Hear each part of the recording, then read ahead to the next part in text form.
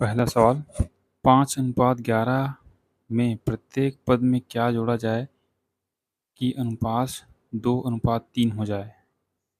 देखिए, मैं क्या करूँगा, प्रत्येक पद में x जोड़ देता हूँ, x। तो 5 प्लस x बराबर नीचे क्या है, 11 प्लस x। तो जोड़ने के बाद अनुपात कितना हो जाता है, 2:3। 2:3। इसी को हल कर लीजिए, 3×5 = 15 प्लस 3x बराबर 11×2 = 22 प्लस 2x। ठीक है, तो 2x इधर आएगा तो x हो जाएगा 3 में घट के, और ये वाला 15 इधर चला जाएगा तो 22 में 15 गए तो 7। x का मान यहाँ 7 आया। और यही हमसे पूछा है कि क्या जोड़ा जाए ताकि अनुपात 2:3 हो जाए। देखिए, आप 5 में 7 जोड़ के देखिए और 11 में 7 जोड़ के देखिए। 7 5 12 और 11 और 7 18।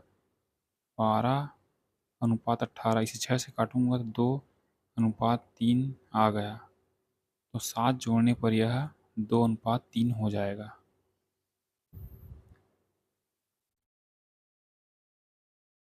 दो संख्याएं 5:8 में हैं, प्रत्येक संख्या में 12 जोड़ दिया जाए तो नया अनुपात 11:17 हो जाता है। तो मूल संख्या क्या होगा। देखिए, मैंने पिछली क्लास में एक तरीका बताया था कि संख्या को पहले लिख लो 5:8।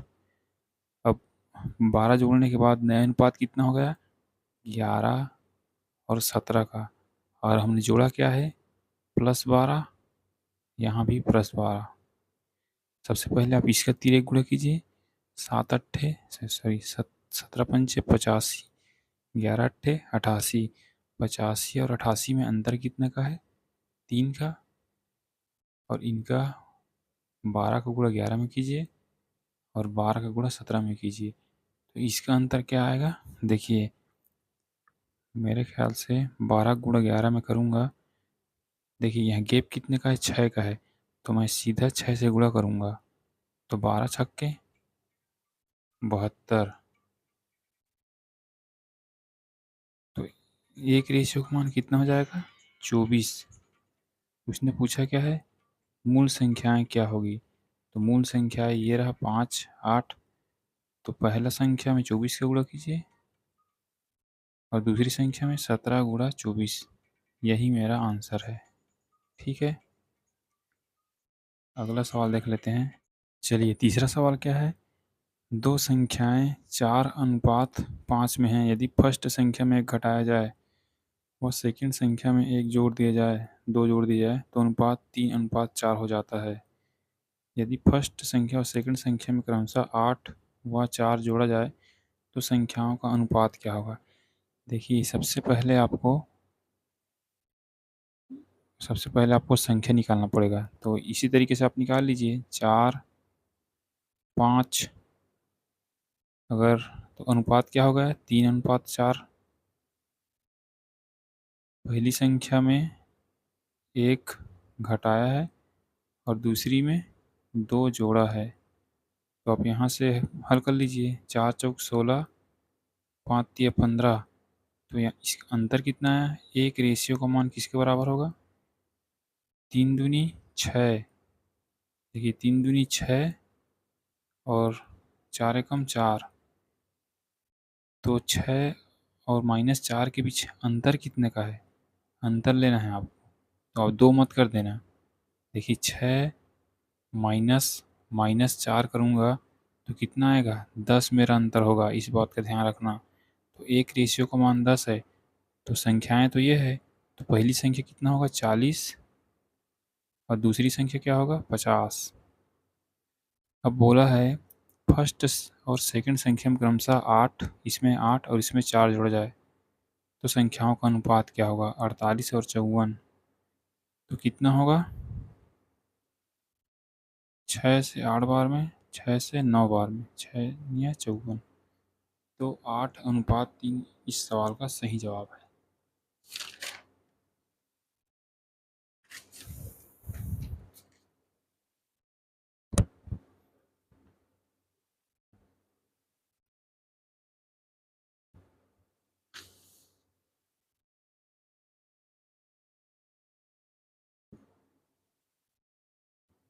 एक कक्षा में 3 बैचों की छात्रों का अनुपात 2:3:5 है। यदि प्रत्येक बैच में 20 छात्र बढ़ते हैं तो अनुपात 4, 5 और 7 हो जाता है। तो वृद्धि से पहले छात्रों की जनसंख्या। देखिए, आप किसी भी 2 रेशियो से इस सवाल को हल कर सकते हो।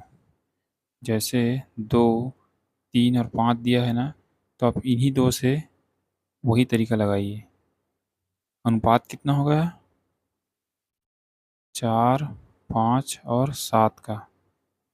यहाँ जोड़ा कितना है, मतलब बढ़ा कितना है? 20-20 छात्र। तो 20 यहाँ, इतने में ही आपका इन दोनों में से ही सवाल को हल करूँगा।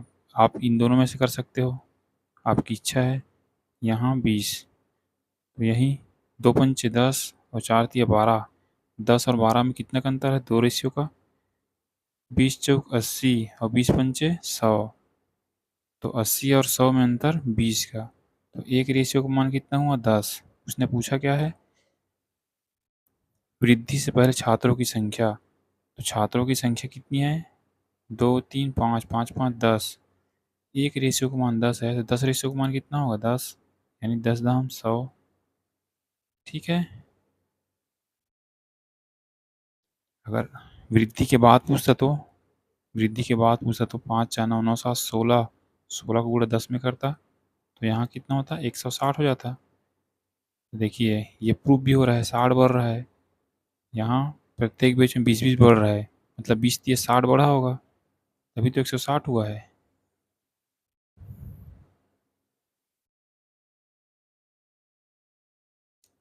ए और बी की आय का अनुपात। देखिए, ये भी वही तरीके से बनेगा। ए और बी के बीच आय का अनुपात कितना है? 7:5। यदि उनके खर्चों का अनुपात 3:2 है, यदि दोनों प्रति माह 4,000 रुपये बचाते हैं, 4,000 ये भी बचाता है और 4,000 ये भी बचाता है, तो वहीं इनका गुणा इसमें कीजिए। 2 सत्ते 14, 3 पंचे 15। तो 14 और 15 में अंतर कितना का है? एक रेशियो का। बराबर 4 तिया 12,000 और 4 दूनी 8, माने 12,000 और 8,000 में अंतर कितने का है? 4,000 का। एक रेशियो 4,000 के बराबर है। तो एक क्या है पूछा है, तो मतलब एक क्या है, मतलब 7 से गुणा कर दो। 4,000 गुणा 7 यानी 28,000 इज द करेक्ट आंसर। इस सवाल का सही जवाब है। अगर बी का पूछता तो 4,000 का गुणा मैं 5 में करता।